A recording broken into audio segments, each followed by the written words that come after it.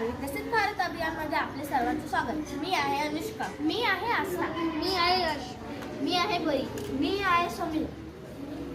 आमच्या शाळेचे नाव जिल्हा परिषद उच्च प्राथमिक शाळा Hivra Budruk.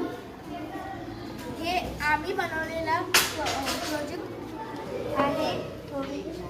Kitchen waste compost box. त्यानंतर एक भरणी घ्यायची, त्यानंतर त्याला छिद्र पाडायचे, त्यानंतर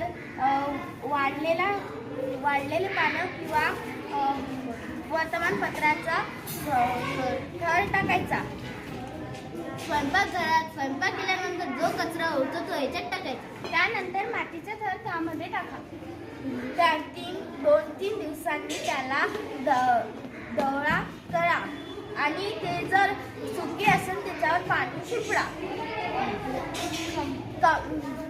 त्यानंतर कंपोस्ट खत तयार होणार. ह्या साहित्याचे फायदे: स्वयंपाकघरातील जो कचरा असतो तो कमी होतो, नैसर्गिक खत तयार होते, पर्यावरणाचे संरक्षण होते, विद्यार्थ्यांनी कचऱ्याचे व्यवस्थापन शिकता येते. धन्यवाद.